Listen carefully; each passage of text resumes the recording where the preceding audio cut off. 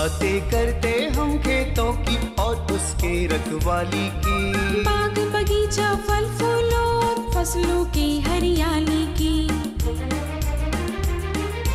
हम बीजों की बातें करते उत्तम जल संसाधन की, हम तकनीकी बातें करते फसलों के उत्पादन की। हर किसान का सपना सच हो जीवन सुखद बनाने को, गाँव-गाँव के हर आंगन का प्यारा सा ये दर्शन।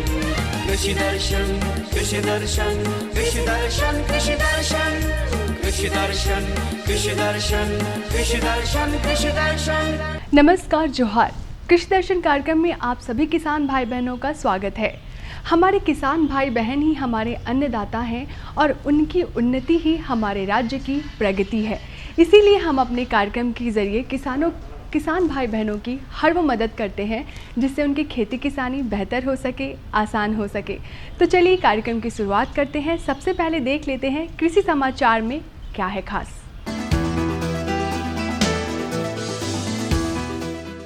नमस्कार, कृषि समाचार में आपका स्वागत है। मैं हूं गोपाल कृष्ण। आइए देखते हैं आज कृषि समाचार में क्या है खास। राज्य के मछली पालक रियरिंग तालाब बनवाने के लिए पा सकते हैं अनुदान।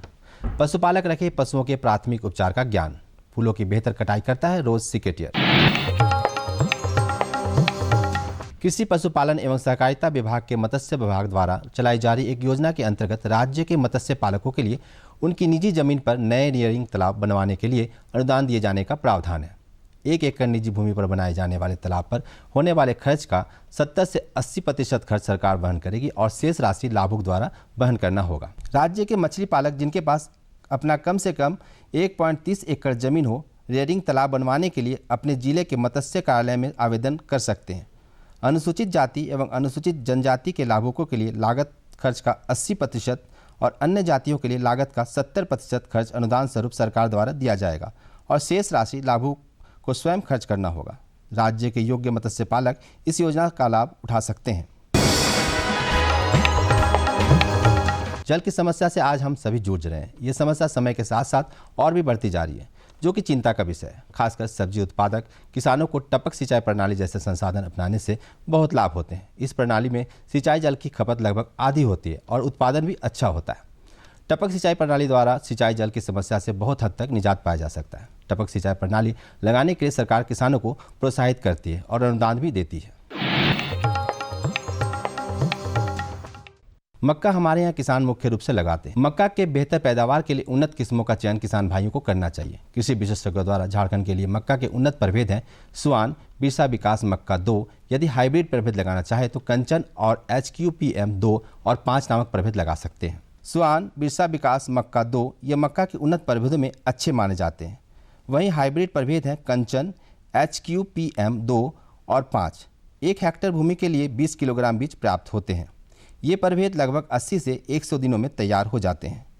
इन्हें लगाकर किसान प्रति हेक्टेयर लगभग 45 से 80 क्विंटल तक मक्का की उपज पा सकते हैं। हमारे पशु विशेषज्ञों का मानना है कि पशुपालक मित्रों को पशुओं के प्राथमिक उपचार का ज्ञान होना चाहिए। जैसे पशु यदि बीमार हो तो उसका तापमान लेना, लक्षणों को देखना, बीमारियों का अनुमान लगाना, घाव पर मक्खी बैठने नहीं देना, उस पर मरहम पट्टी करना इत्यादि। प्राथमिक उपचार का ज्ञान होने से आकस्मिक समय में या डॉक्टर के आने से पहले पशुपालक अपने बीमार पशुओं का इलाज कर सकता है, उसे बचा सकता है। फूलों की कटाई करनी हो या पौधों के डंठलों की छटाई करनी हो, इन कामों के लिए बेहतर उपकरण है रोज सिकेटियर। आइए जानते हैं इस उपकरण में और क्या खूबियां हैं। ये है रोज सिकेटियर। पौधे एवं फूलों की बेहतर कटिंग के लिए इसका इस्तेमाल होता है। इस उपकरण में तेज एवं जंग रोधी एक ब्लेड लगा होता है जो फूलों एवं पौधों के डंठलों को आसानी से काटता है। सबसे खास बात इस उपकरण की यह है कि पौधे के काटे गए हिस्से उसी में फंसे रहते हैं, जिसे आप उचित स्थान पर फेंक सकते हैं। और अब एक नज़र राज्य के कुछ प्रमुख शहरों के मौसम के मिजाज पर। आज राज्य के कुछ प्रमुख शहरों के तापमान इस प्रकार दर्ज किए गए। रांची अधिकतम 23 डिग्री सेल्सियस और न्यूनतम 13 डिग्री सेल्सियस।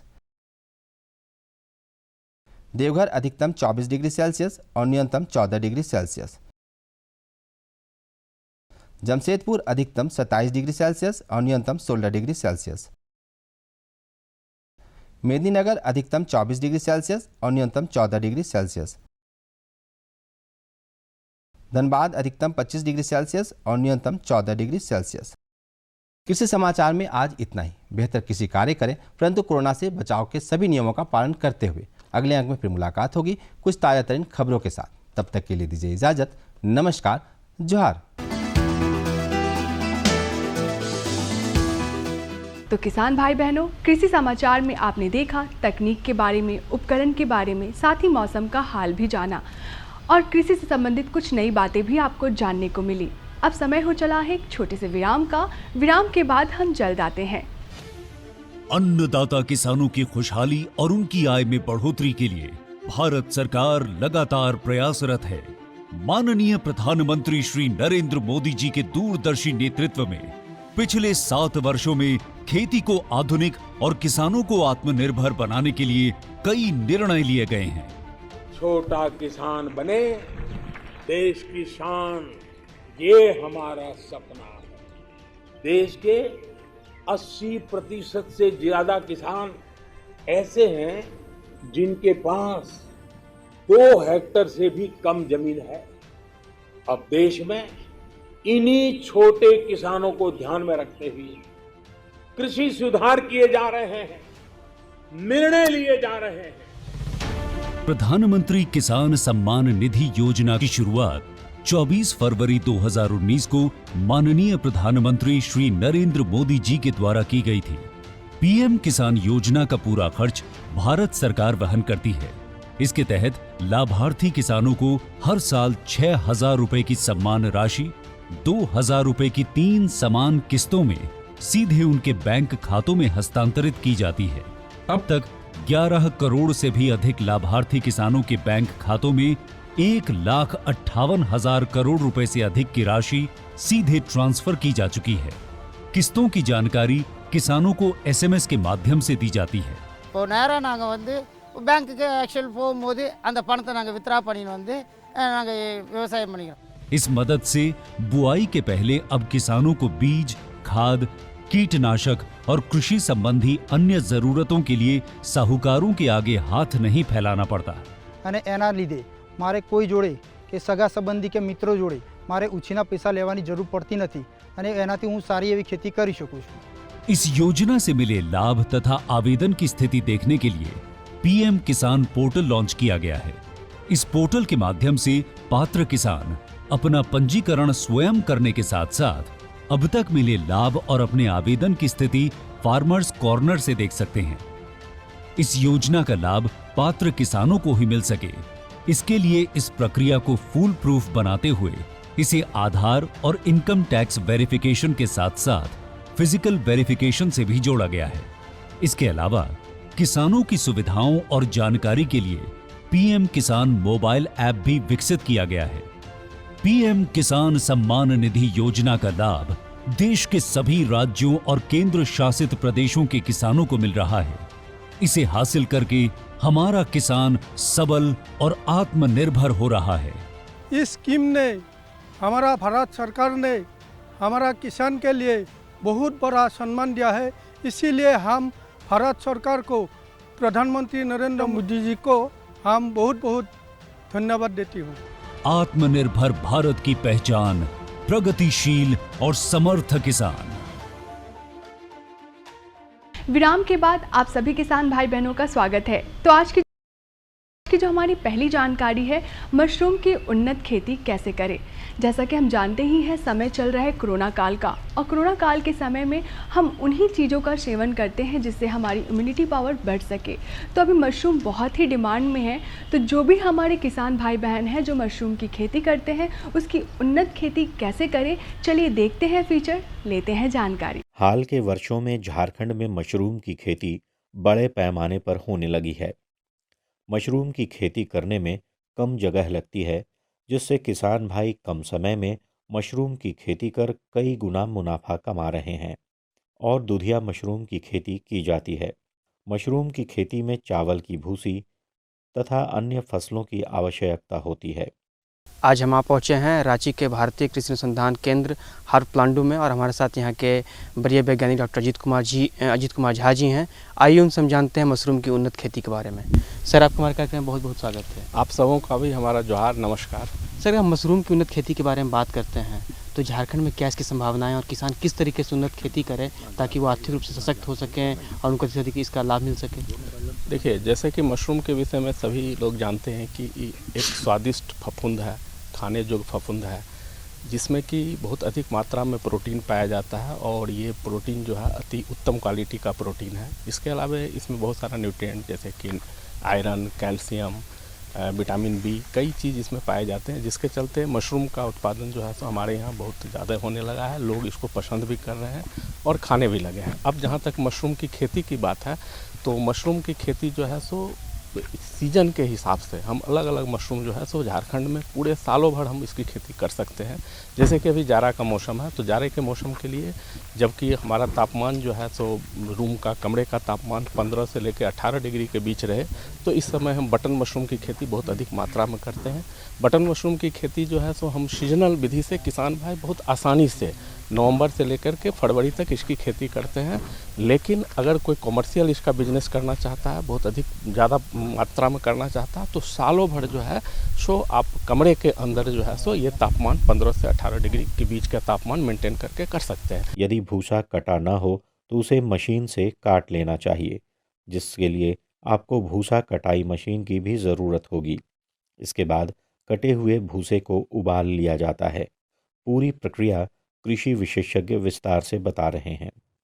आरंभ में मशरूम को बंद कमरे में रखा जाता है, किंतु एक बार मशरूम में क्यूब निकल आने पर इन्हें कम से कम 6 घंटे की ताज़ी हवा चाहिए होती है। जैसे कि आप सितंबर के समय में जो है सो आप इसका कंपोस्ट बना लें। कंपोस्ट बनाने में करीब करीब जो है सो 28 से 35 दिन का वक्त लगता है। इसके लिए जो है सो सबसे मेन चीज़ है कि पैडी स्ट्रॉ। हमारे पास पैडी स्ट्रॉ माने धान का कुट्टी या गेहूं का कुट्टी होना चाहिए, लेकिन ये हम कम मात्रा में, ऑयस्टर मशरूम की तरह इसको कम मात्रा में नहीं कर सकते। कम से कम 400 केजी या 500 केजी के आसपास की मात्रा लेकर के इसकी खेती करने की आवश्यकता है। इसके लिए जैसे हम बता रहे थे कि जो रॉ मटेरियल है उसमें हम पैडी स्ट्रॉ अगर लेते हैं तो 400 केजी पैडी स्ट्रॉ लेंगे। उसके साथ 4-5 फर्टिलाइज़र है जो कि आप ओपन मेथड में खुले में करते हैं, तो 4-5 फर्टिलाइज़र जैसे कैल्शियम अमोनियम नाइट्रेट है, ये 9 केजी लेना है। यूरिया जो है 3 केजी लेना है, DAP 3 केजी लेना है, MOP 3 केजी लेना है, SSP 3 केजी लेना है। इसके बाद जो है सो हम गेहूं का चोकर जो है वो भी हम लोग लेते हैं, वो 25 केजी मात्रा लेना है। फिर एक जिप्सम की ज़रूरत होती है, 30 केजी जिप्सम लेते हैं और मोलासेस जो है सो 5 केजी के आसपास मोलासेस लेते हैं।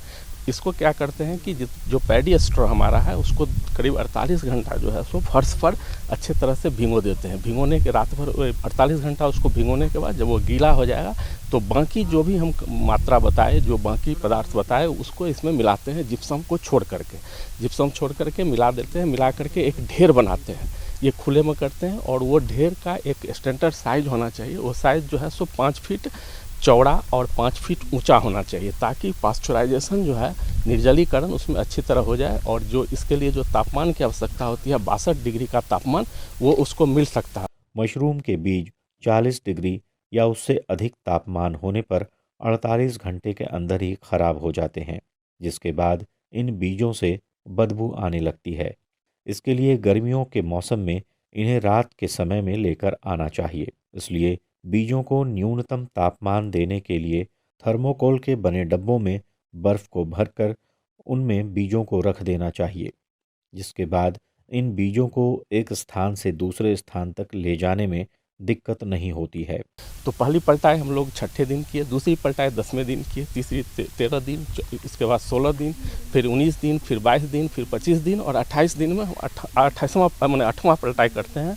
उस समय जब 8वां पलटाई करते हैं तो उस समय देखते हैं कि उसमें जो आपका कंपोस्ट जो बना है, जो खाद बना है आपको मशरूम उगाने के लिए, बटन मशरूम उगाने के लिए, वो डार्क ब्राउन कलर का होना चाहिए। उसमें किसी तरह का अमोनिया गैस का दुर्गंध नहीं आना चाहिए। अगर अमोनिया गैस का दुर्गंध आता है तो 2-3 दिन और उसको हम एक्स्ट्रा फर्श पर फैला देते हैं। तो अगर फैला करके और आप जब अमोनिया गैस का गंध उसमें से निकल जाए तब जा करके हम बैग बनाते हैं। बैग बनाने का भी एक स्टैंडर्ड मेथड्स है कि आप जब खेती करते हैं तो एक स्टैंडर्ड 10 केजी का बैग बनाना चाहिए। एक पॉलीथीन आपको लेना है, उसमें 10 केजी कंपोस्ट रख के, कंपोस्ट रखने से पहले उसको जो है स्पॉन के साथ, जो मशरूम का बीज अति आवश्यक पदार्थ है उसमें बीज, वो बीज के साथ उसको मिला करके 10 kg का बैग बना के उसको हम 20 दिन तक छोड़ देते हैं। 15 से 20 दिन में वो पूरा देखिएगा कि बैग में उजला जैसा ग्रोथ हो जाएगा। उजला जैसा ग्रोथ होने के बाद उसमें हम केसिंग करते हैं। केसिंग में क्या है कि जैसे आजकल कोकोपीट है ना, नारियल का बुरादा जो है वो बुरादा मिल जाता है, तो कोकोपीट, वर्मी कंपोस्ट,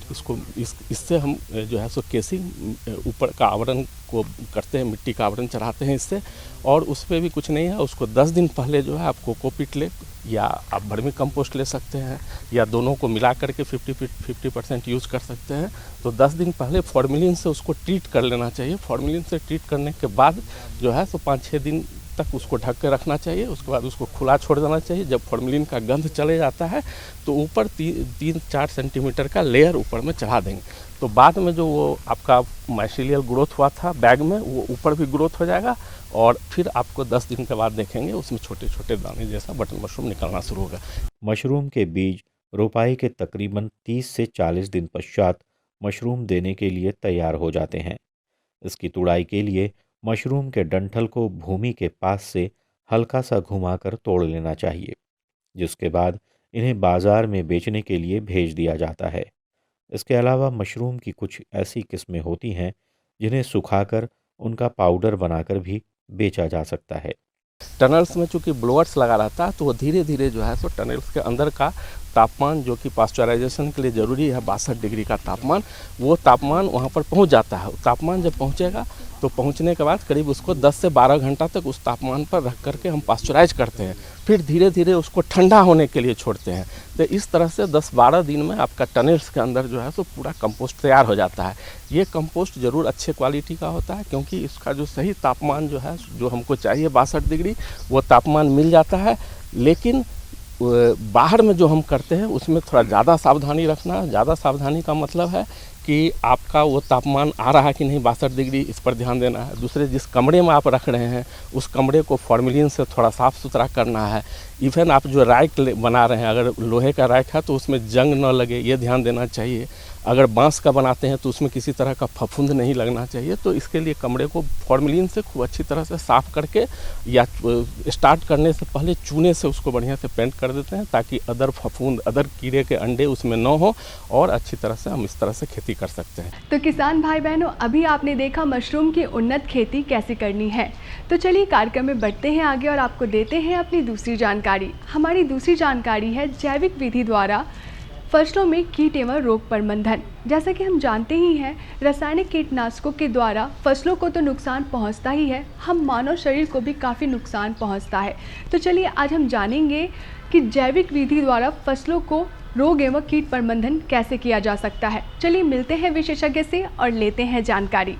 सबसे पहले तो सर हम आपसे ये जानना चाहेंगे कि जैविक विधि से अगर हम रोग एवं कीट का प्रबंधन करते हैं तो कौन कौन से तरीके को अपनाया जा सकता है? किसान भाइयों, खासकर जैसी अभी चर्चा हो रही है कि जो हम आज जो बहुतायत में इस्तेमाल हो रहा है, जिसको रासायनिक दवाओं का हम बात कर रहे थे, तो रासायनिक दवाओं का जो है वो हमारे मानव जीवन पे भी और पशुधन पे भी और वातावरण पे भी और मिट्टी पे भी, सभी इसका जो है असर जो है बहुत बुरा पड़ता है। इसलिए जैविक विधियां भी हैं जिससे कि हम कीट व्याधियों का नियंत्रण कर सकते हैं। खास करके इसमें क्या है कि जैविक विधि में आपके पास किसान भाइयों जानकारी होनी चाहिए। तो इससे क्या है कि यह वातावरण के लिए भी, आपके स्वास्थ्य के लिए भी, इसमें लागत भी कम लगती है, और इससे क्या होता है आपको फ़ायदा भी, आमदनी में भी दुगुना प्राप्त होता है, और कीट व्याधि का नियंत्रण भी हो जाता है। खास करके इसमें जैसे बात करेंगे तो इसमें बहुत से कुछ सस्य तरीके भी हैं, जैसे कि इसमें आप फसल चक्र का इस्तेमाल करें, या फिर आप एक फसल ट्रैप कहते हैं, जैसे टमाटर की फसल है उसमें अगर फल भेदक लग रही है तो उसमें आप गेंदा को चारों तरफ में लगा लें, या फिर इसमें गर्मियों में गहरी जुताई कर दें, या फिर जो इसमें है कि आप जैविक कीट जो नाशक हैं उसका इस्तेमाल करें। तो उसी क्रम में जैसे कि बाज़ार में बहुत से तरह के उपलब्ध भी होते हैं, और किसान भाइयों आप जैसे कि नीम को आप जानते हैं, नीम के फलियों का, नीम के भी आप बीजों का इस्तेमाल कर सकते हैं, नीम के उत्पादों का भी कर सकते हैं। तो खास करके इसमें जैसे कि मैं जैविक कुछ बात करूंगा, जिसमें आप देखें जैसे कि आपके बैसिलस थ्रूजेंसिस जो है, जिसको बीटी के नाम से भी जानते हैं और बाज़ार में डॉल्फिन के नाम से भी आता है। तो इसमें क्या होता है कि इसमें हम जो इसका इस्तेमाल करते हैं, ये खास करके जो जैसे कि अभी आपकी फूल गोभी है या पत्ता गोभी है, उसमें जो डायमंड ब्लैक मॉथ के जो नुकसान पहुंचते हैं, तो उसके लिए जैसे इसकी जो है बीटी की जो कल्चर है करीब 500 ग्राम से लेकर के 1000 ग्राम तक 650 लीटर पानी में आप घोल बना करके इसको प्रति हेक्टेयर जो है इसका इस्तेमाल करें, तो इससे काफ़ी नियंत्रण हो जाता है। आवश्यकता होती है तो आप 10 से 15 दिन के बाद आप फिर दोबारा इसकी छिड़काव कर सकते हैं। वैसे ही जैसे बिवेरिया वेशियाना आता है, तो इसकी भी है 4 से 5 ग्राम जो है वो आप प्रति लीटर में घोल बना करके, यह भी फफूंदनाशक टाइप की होती है जो कि कीटों का नियंत्रण कर, जैसे कि सफ़ेद मक्खी है, लाही है, थ्रिप्स है, तो ये बोरर्स हैं, तो इसका नियंत्रण करती है। साथ में जैसे कि हम बात करें तो जैसे कि इसमें जैविक कृमिनाशक भी आते हैं जो कि पौधों के जड़ों में नुकसान पहुंचाती है। तो उसके लिए क्या करते हैं कि यह जो है छोटे ततैया पे आधारित होता है और इसको क्या कहते हैं करीब 50 किलोग्राम प्रति हेक्टेयर के हिसाब से जब आप सब्जियों को लगाते हैं तो उसमें इसके जड़ों के आसपास आप डालें, या जब नर्सरी तैयार करते हैं तो करीब 20 ग्राम जो है ये प्रति स्क्वायर मीटर जो है इसकी आप इसमें मिट्टी में मिला दें। तो इस तरीके से आप देखेंगे। और साथ में क्या है कि इसमें बहुत से ऐसे भी जैविक जो हैं नीम के उत्पाद हैं, खास करके जैसे कि आप नीम के बीज को लें तो खास करके सब्जियों वगैरह में लगने वाले जितने आपके सफ़ेद मक्खी होते हैं या थ्रिप्स होती है या फफूंद होते हैं या आपकी इसमें जो फतिंगा होता है या लीफ रोलर होता है या फल छेदक होते हैं, तो उसके लिए नीम के जो उत्पाद होते हैं काफ़ी, तो इसमें नीम के भी बनाने के बहुत सरल तरीके होते हैं। खास करके जैसे इसमें आप करेंगे तो इसमें क्या है, जैसे कि आप 1 किलोग्राम अगर आप नीम की बीज ले रहे हैं तो इसको आप चूर करके पाउडर बना दें और इसको फिर क्या करें कि आप इसमें 1 केजी अगर आप नीम की बीज ले रहे हैं तो उसको 3 लीटर पानी में इसको आप घोल बना दें चूर्ण करके, और उसके बाद इसको 24 घंटे के लिए आप इसको छोड़ दें। उसके बाद इसको छान करके और इसको जैसे कि है कि आप 1 लीटर अगर ये घोल लेते हैं तो 6 लीटर पानी लें, तो इसको मिश्रण करके आप इस पर खरीफ फसलों पे आप छिड़काव करें, तो इससे जो है इस तरह की जो कीटें जो मैंने बताया तो उसका नियंत्रण हो जाता है। खास करके जैसे अभी की प्राकृतिक कृषि की बात हो रही है, जैसे माननीय प्रधानमंत्री जी का कहना है और इसमें काफ़ी प्रोत्साहित करने वाली बात भी होती है और इसमें कई योजनाएं भी आ रही हैं। तो इसमें खास करके क्या है कि जैसे प्राकृतिक कृषि के द्वारा भी जो हम कहते हैं जो जैविक कृषि के प्रकार है, तो इसमें भी क्या है जैसे कि निमास्त्र, अग्नास्त्र या ब्रह्मास्त्र, तो यह भी बना करके, तो इसके भी बनाने की विधियां हैं खास करके, और ये भी बहुत अच्छा फसलों पे, चाहे वो उद्यानिकी सब्जी फसलें हों या अन्य हों, तो उस पर भी अच्छा नियंत्रण करती है खास करके। और जैसे कि मैं निमास्त्र बनाने की तरीका बता रहा हूँ, जैसे इसमें 100 लीटर आप पानी लेते हैं तो 5 किलो जो है आप हरी नीम की पत्तियाँ ले लें और पत्तियों को चूर्ण करके आप इसको जो है लेप बना लें, और इसको जब आप 100 लीटर पानी लेते हैं तो उसमें 5 किलोग्राम देसी गाय की गोबर लें, 5 लीटर जो देसी गाय की पेशाब लें, और इसको जो है आप करीब 24 घंटे के लिए फर्मेंटेशन के लिए छोड़ दें। उसके बाद इसको छान करके और यह जो आपका आता है तो इसको आप खरीफ फसलों पे जो छिड़काव करें, तो यह भी जैसे कि है कि आप अगर इसकी 1 लीटर ले रहे हैं तो 6 लीटर पानी में मिला करके इसको आप करें, तो इससे भी काफ़ी जो सकिंग टाइप की पेस्ट होती है जो चुसती हैं रस को, तो उसका नियंत्रण हो जाता है। जैसे हम अग्न्यास की बात करें तो अग्न्यास में क्या होती है, इसमें जैसे 10 लीटर आप देसी गाय की पेशाब ले लें, उसमें क्या है कि आप 5 किलोग्राम हरी नीम की पत्तियाँ ले लें, और साथ में जैसे कि है कि ये आधा किलो के आसपास आप लहसुन ले लें और आधा किलो हरी मिर्च ले लें। तो इसकी जो आप कुटाई करके जो आप लेप बना लेते हैं, तो इसको जो है इसी 10 लीटर काऊ यूरिन में मिला करके उसको फिर करीब 5 बार हम करीब इसको गर्म करके ठंडा करते हैं और फिर उसको 24 घंटे के लिए छोड़ देते हैं। तो यह जो आता है, तो यह खास करके जो किसान भाइयों, जैसे कि आपका इसमें फल भेदक लगता है या तना भेदक लगता है या लीफ रोलर लगता है जो पत्तियों को खा जाती हैं, तो उसके लिए काफ़ी कारगर होती है। और इसमें जैसे मैंने बताया कि इसमें आप जो है जो है 20 ml पर लीटर के हिसाब से आप इसकी घोल बना कर छिड़काव करें। और ख़ास करके जैसे ब्रह्मास्त्र की बात किया, तो ब्रह्मास्त्र भी आप अपने किसान बहुत कम लागत में बना सकते हैं। इसमें भी जैसे हम 10 लीटर जो है देसी गाय की पेशाब लेते हैं और साथ में इसमें क्या करते हैं कि हम सब जैसे 3 किलोग्राम नीम की पत्तियाँ ले लें और 2 किलोग्राम में बराबर मात्रा में जैसे कि हम पपीते की पत्तियाँ हो गई या अमरूद की पत्तियाँ हो गई या आपके साथ में अनार की पत्तियाँ हो गई, धतूरा की पत्तियाँ हो गई, लेंटना की पत्तियाँ हो गई, तो इसको मिश्रण करके और फिर जैसे हम अग्न्यास बनाते हैं वैसे ही इसको जो हमारी लेप होती है इसको काऊ यूरिन के साथ मिक्स करके और 4-5 बार हम सब इसको बॉयल करके ठंडा करते हैं। और ओवरनाइट करने के बाद इसको जो है हम लोग सब फिर क्या करते हैं, फिर जैसे मैंने बताया कि 20 ml प्रति लीटर के हिसाब से इसमें छिड़काव करते हैं। तो इस तरीके से क्या है कि सभी तरह के कीटों का जो है इसमें हमारा ब्रह्मास्त्र से नियंत्रण हो जाता है। और काफ़ी जैसे आपने देखा कि बनाने की विधियाँ भी खासकर इसमें बहुत अच्छी होती हैं। और इसमें क्या होता है कि आपका जो है नियंत्रण भी आपका इसमें कीटों पे जैविक विधि से, और इसमें आपने जैसे देखा कि जो आप रासायनिक से अच्छा ये जो है आपको एक तरह से कीटों का नियंत्रण भी करती है और वातावरण पे और मिट्टी पे कोई इसका दुष्परिणाम नहीं पड़ता है। खास करके हम व्याधियों की नियंत्रण की बात करें किसान भाइयों, तो व्याधियों में जैसे कि ट्राइकोडर्मा का आपने नाम सुना होगा। तो ट्राइकोडर्मा भी जो है जैसे कि हम बीज उपचारित कर लें, तो बीज उपचारित में भी क्या है कि इसमें हम जो है प्रति किलो हम बीज में उपचारित कर लें, या फिर हम इसको नर्सरी में जो हम तैयार करते हैं तो उसमें हमें उससे हम इसको उपचारित कर दें। तो किसान भाई बहनों, आज की हमारी दोनों जानकारियाँ कैसी लगी? आशा करते हैं आज की हमारी दोनों जानकारियाँ आपको काफ़ी अच्छी लगी होंगी। अगर आपके पास भी कोई जानकारी है हमें देने के लिए या हमसे कोई जानकारी लेनी है तो आप हमें संपर्क कर सकते हैं। हमारा पता है कृषि दर्शन कृषि प्रकोष्ठ द्वारा केंद्र निदेशक दूरदर्शन केंद्र रातू रोड रांची। हमारा पिन संख्या है 834001। इसी के साथ हमें दीजिए इजाज़त। नमस्कार, जोहार। हम बीजों की बातें करते उत्तम जल संसाधन की, हम तकनीकी बातें करते फसलों के उत्पादन की। हर किसान का सपना सच हो जीवन सुखद बनाने को, गाँव-गाँव की हर आंगन का प्यारा सा ये दर्शन। कृषि दर्शन कृषि दर्शन कृषि दर्शन कृषि दर्शन कृषि दर्शन कृषि दर्शन कृषि दर्शन कृषि दर्शन।